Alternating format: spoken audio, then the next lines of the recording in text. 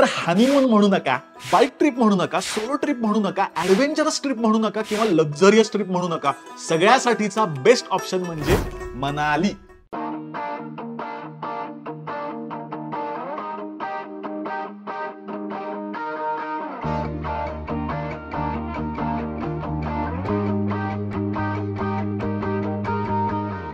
जर तुम्ही Manali trip plan करत असाल तर तिथे स्वस्तात जायचं कुठे, स्वस्तात राहायचं कुठे, इंटरेस्टिंग कॅफे कुठले आणि मनाली सोडून मनालीच्या आजूबाजूला 1-1.5 तासामध्ये तुम्ही कुठल्या गोष्टी, कुठली ठिकाणं एक्सप्लोर करू शकता, हे सगळं या व्हिडिओत सांगणार आहे. त्यामुळे व्हिडिओ शेवटपर्यंत बघत राहा. आपल्या नव्या सिरीजच्या पहिल्या कोऱ्या करकरीत एपिसोडमध्ये आपण जातोय थेट मनालीला. तर आधी आपण बघूयात की मनालीला पोहोचायचं कसं. तर पहिला ऑप्शन असा आहे, महाराष्ट्रातल्या कुठल्याही मुख्य शहरातून तुम्हाला दिल्लीला पोहोचावं लागेल, जवळजवळ 24 ते 28 तास प्रवास करून, आणि त्यानंतर काही तासांचा ब्रेक घेऊन परत 13 तासांचा बस प्रवास करून तुम्हाला मनालीला पोहोचावं लागेल. त्यामुळे काय होईल, एनर्जी खूप जाईल आणि इतके तास म्हणजे जवळजवळ 2 दिवस तुम्ही प्रवास करून मनालीला पोहोचाल. त्यामुळे तिथे गेल्यावर तुमचा 2 दिवस फक्त प्रवासाचा हँगओव्हर राहील. त्यामुळे मी तुम्हाला सजेस्ट करेन की तुम्ही दुसरा ऑप्शन चूज करा, ज्यामध्ये तुम्ही पुणे किंवा मुंबईहून दिल्लीला फ्लाईटने जाऊ शकता आणि फ्लाईटने पोहोचल्यावर काही तासांचा ब्रेक घेऊन तुम्ही बस प्रवास करून मनालीला पोहोचू शकता.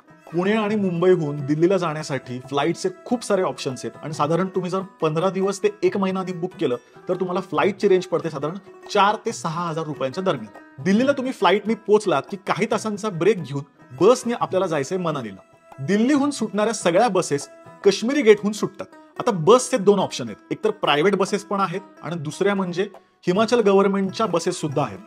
पण मी तुम्हाला सजेस्ट करेन की काही जरी झालं, कितीही ऑफर असल्या तरी तुम्ही हिमाचल प्रदेश गव्हर्नमेंटची हिमसुता नावाची वोल्वो बस बुक करा, ज्याचं बुकिंग ऑनलाईन होतं. त्याची लिंक मी तुम्हाला डिस्क्रिप्शनमध्ये देतोय. दिल्ली ते मनाली तिकीट साधारण 2,000 रुपयांच्या रेंजमध्ये आहे. बस स्वच्छ असते आणि सगळ्यात महत्त्वाची गोष्ट म्हणजे प्रचंड सेफ ड्रायव्हिंग असतं. माझ्या मते हा फ्लाईट आणि बस कॉम्बिनेशन असणारा प्रवास हा अफोर्डेबल सुद्धा आहे आणि बऱ्यापैकी वेळेत सुद्धा पोहोचवतो. आता तिसरा ऑप्शन आहे तो म्हणजे अति महाग ऑप्शन. तुम्ही डायरेक्ट मुंबईवरनं किंवा पुण्यावरनं मनालीची फ्लाईट पकडायची. मनालीच्या साधारण पाऊण तास अलीकडे भुंतर एअरपोर्ट आहे, तिथपर्यंत फ्लाईट जाते. पण ती फ्लाईट तुम्हाला महाग पडते. डायरेक्ट फ्लाईट नाही आहे, ती दिल्लीला किंवा चंदीगडला ब्रेक घेऊन जाते आणि त्या फ्लाईटचा एका वेळेचा खर्च आहे साधारण 8 ते 12,000 रुपये. त्यामुळे अगदी हनीमून कपल असाल आणि प्रवासात तुमची एनर्जी घालवायची नसेल आणि तुमच्याकडे पैसे असतील तर हा तिसरा ऑप्शन सुद्धा तुम्ही घेऊ शकता. ओके, तुम्हाला वाटेल की चायला लईच कुटाणा राहावं, एवढा प्रवास करून एवढे कष्ट घेऊन तिथे पोहोचायचंय, पण वर्थ आहे. तिथे पोहोचल्यानंतर सगळे प्रवासाचे कष्ट तुम्ही विसरून जाता. आता मनालीला पोहोचल्यावर आपल्याला तिथल्या तिथे तर फिरायचंय, तर मग इंटरनल ट्रान्सपोर्ट काय असू शकतो. तर इंटरनल ट्रान्सपोर्टसाठी तिकडे 2 ऑप्शन आहेत, एक म्हणजे कॅब आणि दुसरा आणि माझ्या आवडीचा ऑप्शन म्हणजे रेंटल बाईक. तिथे तुम्हाला बुलेटचा ऑप्शन आहे किंवा मोपेड गाडी सुद्धा तुम्हाला मिळू शकते. सगळ्यात छान गोष्ट म्हणजे कॅरियर असणारी बुलेट सुद्धा तुम्हाला मिळू शकते, ज्यामुळे तुमची सॅक तुम्ही तिथे लावू शकता आणि संपूर्ण हिमाचल फिरू शकता. बाईक तुम्ही तिकडे जाऊन सुद्धा बुक करू शकता किंवा इथून फोनवरनं किंवा वेबसाईटवरनं सुद्धा बुक करू शकता. अजिबात कष्ट घेऊ नका, फार विचार करू नका. सगळ्या लिंक आणि महत्त्वाचे नंबर बाईक बुकिंगसाठीचे मी डिस्क्रिप्शनमध्ये दिलेले आहेतच. आता एवढे कष्ट करून आणि एवढा पैसा खर्च करून आपण मनालीला पोहोचलेलो आहोत, तर मनालीला नक्की बघायचं काय, कुठली ठिकाणं तुम्ही बघू शकता. बाय द वे, कुठलेही हनीमून कपलला हे तुम्ही अजिबात विचारू नका की मनालीला बघायचं काय. ते म्हणतील सिलिंग आपण घरी. खरं तर मनाली हे बघण्यापेक्षा ना अनुभवण्याचं ठिकाण.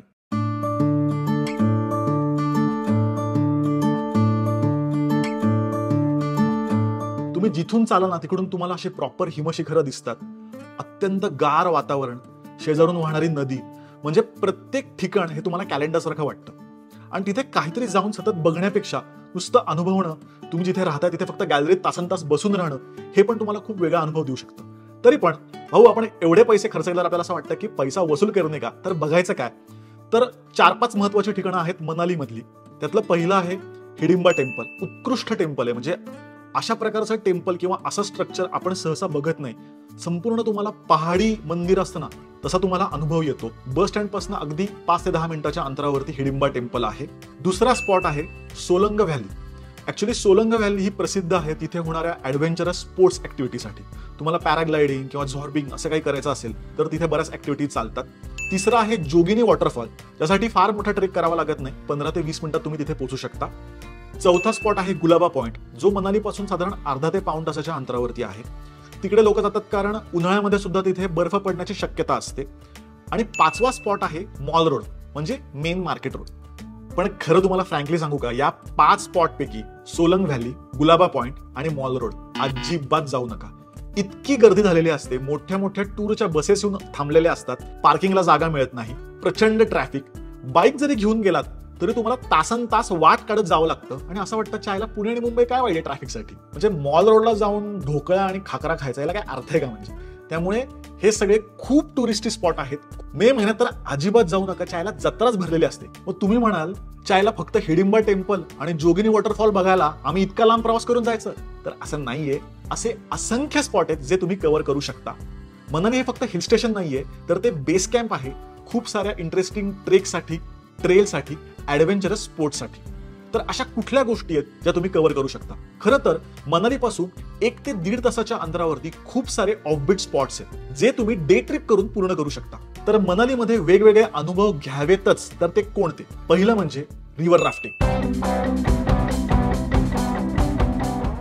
मनालीमध्ये अप्रतिम रिव्हर राफ्टिंग करता येतं जे तुम्ही जगात कुठेही केलेलं नसेल. पण परत सांगतोय, तिथे सुद्धा खूप कमर्शियलायझेशन झालंय आणि जागोजागी तुम्हाला राफ्टिंगचे बूथ दिसतील.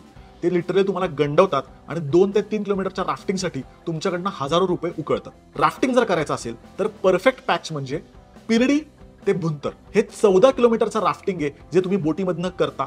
संपूर्ण थंडगार पाणी आणि खूप सारे रॅपिड्स. हा अनुभव तुम्ही आयुष्यात विसरणार नाही. ऑथेंटिक राफ्टिंगसाठीची लिंक मी डिस्क्रिप्शन मध्ये दिली आहे. त्याचबरोबर मनालीपासून 2 ते 2.5 तासाच्या अंतरावरती आहे कसोल, मलाणा आणि तोश ही 3 गावं.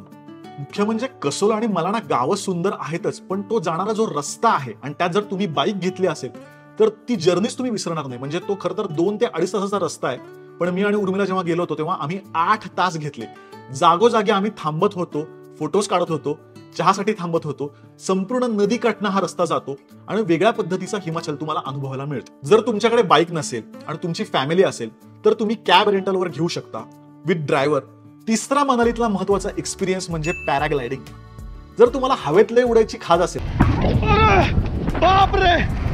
तर दोभी नावाचं गाव आहे जे मनालीपासून 1.5 तासाच्या अंतरावरती आहे. तिथे प्रॉपर ऑफिशियल पॅराग्लायडिंग सेंटर आहे. त्याची वेबसाईट मी डिस्क्रिप्शन मध्ये देतो.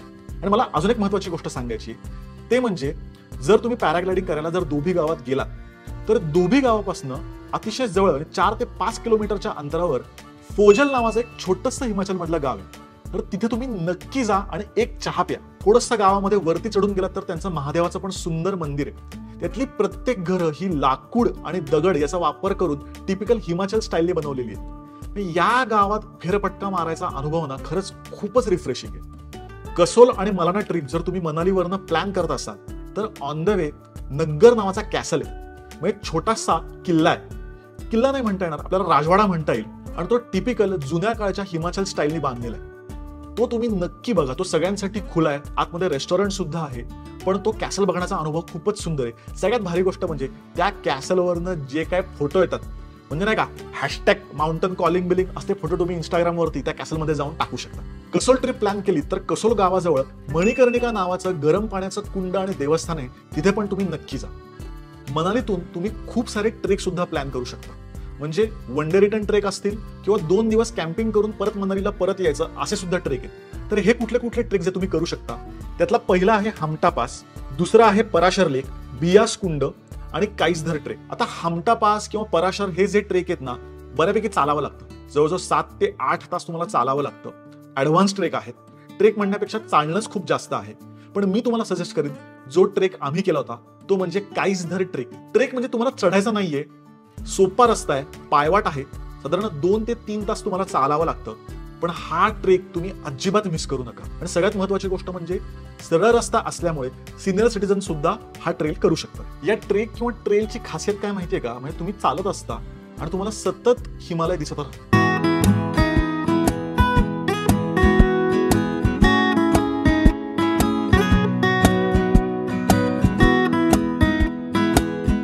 आता पुढचा महत्वाचा मुद्दा म्हणजे राहायचं कुठे. तर मनालीमध्ये लय पॉश 5 स्टार रिसॉर्ट्स, हॉटेल सुद्धा आहेत. पण जर तुम्ही बजेट ट्रिप प्लॅन करत असाल आणि वेगळ्या पद्धतीने इंटरेस्टिंग ट्रिप करायची असेल तर मी तुम्हाला सजेस्ट करेन अजिबात मॉल रोडला राहू नका. जर तुम्हाला मनालीतला बेस्ट एरिया राहण्यासाठी हवा असेल तर ओल्ड मनाली आणि त्याच्याच जवळ असणारा वसिष्ठी नावाचा एरिया. खूप सारे हॉस्टेल्स आणि होमस्टेज याच एरियामध्ये आहेत. जर तुम्ही हॉस्टेल प्रेफर करत असाल, म्हणजे जर तुमची फॅमिली छोटं मूल नसेल, कपल असाल किंवा मित्रांचा किंवा मित्रमैत्रिणींचा ग्रुप असेल, तर हॉस्टेल प्रेफर करा, कारण सगळ्या हॉस्टेलचं लोकेशन दर्जा आहे. कुठली हॉस्टेल तुम्ही प्रेफर करू शकता, तर वसिष्ठी एरियातलं झोस्टेल, जिथे आम्ही राहिलो होतो, अप्रतिम हॉस्टेल आहे. म्हणजे संपूर्ण जुन्या हिमाचलच्या घरांमध्ये हे हॉस्टेल वसलेलं आहे. थेट चेरीच्या बागेमध्ये हे हॉस्टेल आहे आणि तिथून तुम्हाला अप्रतिम हिमालयाचा व्ह्यू मिळतो. दुसरं हॉस्टेल आहे मुस्टॅच हॉस्टेल, हेही अप्रतिम हॉस्टेल आहे. आणि तिसरं हॉस्टेल आहे योलो हॉस्टेल. या तिन्ही हॉस्टेलमध्ये डॉर्मेटरी सुद्धा आहे. जर तुमचा ग्रुप असेल तर लिटरली 500 ते 800 रुपयात तुम्ही राहू शकता. आणि इथे जर तुम्ही प्रायव्हेट रूम घेतली तर कपलसाठी प्रायव्हेट रूम तुम्हाला 2 ते 3 हजार रुपयांच्या रेंजमध्ये मिळते. प्रत्येक रूमला थेट व्हॅली व्ह्यू आहे. जर तुम्ही फॅमिली ट्रिप प्लॅन करत असाल तर मी तुम्हाला सजेस्ट करेन की हॉस्टेलपेक्षाही तुम्ही होमस्टेज प्रेफर करा. मी आणि उर्मिला मनालीच्या 3 वेगवेगळ्या होमस्टेजमध्ये राहिलो होतो आणि प्रत्येक ठिकाणचा अनुभव लई भारी होता. मेन मनालीमध्ये आणि मनालीच्या आजूबाजूला सुद्धा बरीच गावं आहेत छोटी छोटी, तिथे सुद्धा हे होमस्टे आहेत. त्यातलं कुठलंही होमस्टे तुम्ही निवडू शकता. सगळ्यात छान गोष्ट म्हणजे छोट्या गावांमधले जे होमस्टे आहेत ना, तुम्हाला बाहेर कुठेच फिरायला जायची गरज नाही. अप्रतिम व्ह्यू असणारे हे होमस्टेज आहेत. ते जे होस्ट असतात ते तुम्हाला वेगवेगळे ऑफबीट स्पॉट दाखवायला मदत करतात, तुम्हाला तिथे घेऊन जातात. जसं काईसधर ट्रेक आम्ही केला होता, तर तिथला जो ओनर होता होमस्टेचा, तो आम्हाला काईसधर ट्रेकला घेऊन गेला. त्यांनी सोबत मॅगी आणली आणि तिथे आम्ही मॅगी बनवून खाल्ली होती. तर अशा पद्धतीचा अनुभव तुम्हाला होमस्टेमध्ये मिळू शकतो. तर आता होमस्टे, उत्तम होमस्टे कुठे बुक करायचा, तर मी तुम्हाला सजेस्ट करेन एअरबीएनबी तर आहेच, पण झोस्टेल होम्स हा बेस्ट ऑप्शन आहे. झोस्टेलच्या वेबसाईटवरती झोस्टेल होम्स या कॅटेगरीमध्ये तुम्हाला खूप सारे मनाली आणि सिमल्यातले होमस्टे बघायला मिळतील. बरं, अजिबात हा स्पॉन्सर्ड व्हिडिओ नाही. ऍक्च्युली याला झोस्टेलने आम्हाला पैसे द्यायला पाहिजेत. मी इतक्या वेळा झोस्टेल प्रमोट केलंय, पण खरंच चांगला येता प्रमोट करायला काहीच हरकत नाही. जर तुम्हाला ऑथेंटिक होमस्टेचा एक्सपिरियन्स हवा असेल तर गो फॉर झोस्टेल होम्स. भाऊ, आपण मनालीत पोचलो, फिरलो, लई भारी ठिकाणी राहिलो, पण त्याला खायचं काय आणि कुठे, तर इंटरेस्टिंग कॅफे मी तुम्हाला सांगणार आहे. पहिली गोष्ट म्हणजे मनाली आणि आजूबाजूच्या गावांमध्ये भरपूर टपऱ्या आहेत आणि त्या टपऱ्यांवरती अप्रतिम मॅगी, मोमो आणि ऑमलेट मिळतं.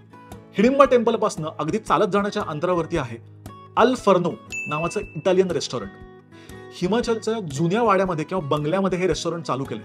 म्हणजे इथले लोकेशन जे आहे ना, म्हणजे तिथे बसून तुम्ही तासन तास पुस्तक वाचू शकता, निवांत गाणी ऐकू शकता, इतकं अप्रतिम लोकेशन आहे. तिथला वूड फायर पिझ्झा, बाप, तिथला पास्ता पण लई भारी. दुसरं कॅफे आहे ते म्हणजे वसिष्ठ एरियातलं डिलन कॅफे. फुल यो कॅफे. ऍक्च्युली त्या रस्त्यावरतीच आहे, पण डिलनचे फॅन आहेत. तसे फोटोज, तसं म्युझिक तिथे लावलेलं असतं आणि तिथे तुम्ही ब्रेकफास्ट करू शकता. टिपिकल जो अमेरिकन किंवा इंग्लिश ब्रेकफास्ट मिळतो ना, ऑमलेट, बीन्स, अप्रतिम मिळतो. तिथली कॉफी सुद्धा खूप मस्त आहे आणि तिथे सँडविचेस पण तुम्ही ट्राय करू शकता. आणि डिलन सारखाच अजून एक कॅफे, कॅफे 1947.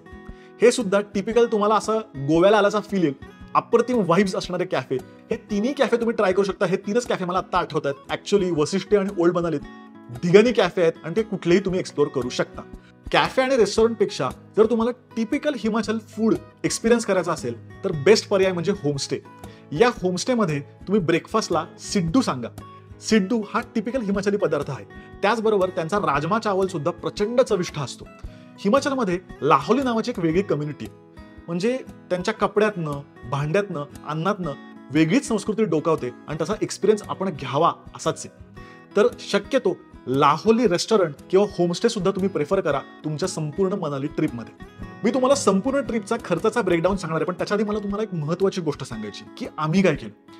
बरेच ऑफबीट ट्रेक केले, बऱ्याच छोट्या छोट्या गावांमध्ये गेलो जिकडे प्रत्येक ठिकाणी कचरापेटी नसते.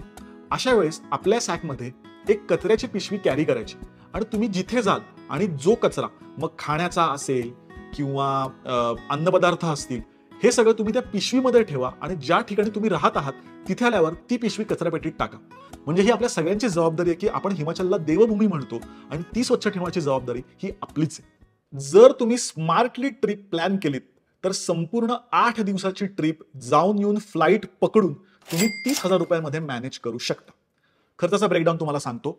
फ्लाईटचा खर्च जर तुम्ही ॲडव्हान्स फ्लाईट बुक केलं तर 4,000 ते 6,000च्या रेंजमध्ये, म्हणजे जाऊन येऊन 10,000 रुपये. बसचा खर्च एक वेळचा 2,000 रुपये, म्हणजे जाऊन येऊन 4,000 रुपये. टोटल झाले 14,000 रुपये. जर तुम्ही हॉस्टेल किंवा होमस्टे प्रेफर केला तर प्रत्येकी खर्च 1,000 ते 1,500 रुपयांच्या रेंजमध्ये, म्हणजे संपूर्ण 8 दिवसांचा खर्च 8 ते 10,000 रुपये. खाण्याचा खर्च 500 ते 700 रुपये जर तुम्ही साधं जेवण जेवलात तर. पण तुम्ही लई फॅन्सी खाल्लं तर दिवसाचा खर्च प्रत्येकी 1000 रुपये. त्यामुळे तुमचा जेवणाचा खर्च 8 दिवसांचा साधारण 8000 रुपये. बाईकचा खर्च दिवसाचा 1000 रुपये म्हणजे इंटरनल ट्रान्सपोर्टचा खर्च 8 दिवसांचा 8000 रुपये. राफ्टिंगचा खर्च एका वेळचा 1200 रुपये आणि पॅराग्लायडिंगचा खर्च 3000 रुपये. अशा पद्धतीने संपूर्ण ट्रिप तुम्ही 30 ते 35 हजार रुपयांच्या रेंजमध्ये प्लॅन करू शकता. आता हा जो खर्च आहे हा पर हेड असतो आणि तो अंदाजे असतो. बऱ्याच वेळा फ्लाईटचा खर्च फ्लक्च्युएट होत असतो, नाही तर तुम्ही लगेच माझे कॉलर पकडाल, तू तर बोलला होता 4 आणि 5,000 रुपये, इथे तर 6,000 रुपये दाखवते. जर लॉंग विकेंड आला, सुट्ट्या आला तर हे खर्च वाढत असतात. त्यामुळे मी तुम्हाला सजेस्ट करेन शक्यतो 1 ते 2 महिना आधी ट्रिप बुक करा. जितकी आधी बुक कराल तितकी ट्रिप तुमची स्वस्त होईल. असेच वेगवेगळ्या ठिकाणांचे आयटनरीजचे व्हिडिओज घेऊन मी येणार आहेत. अशा कुठल्या ठिकाणांचे व्हिडिओज घेऊन मी यावं असं तुम्हाला वाटतं मला प्लीज कमेंटमध्ये विचारा. मी नक्कीच त्याचे व्हिडिओज घेऊन येईन. त्याचबरोबर मनाली संदर्भात तुमचे आणखी काही प्रश्न असतील तर मला विचारा, त्याची पण उत्तरं मी देईन. येत्या बुधवारी खादडीसाठी आपण भेटतोच आहे आणि पुढच्या सोमवारी नवीन ठिकाण, नवीन आयटनरी. त्यामुळे बुधवार आणि सोमवार दोन्ही वार चुकवायचे नाहीत. तोपर्यंत हॅपी जर्नी.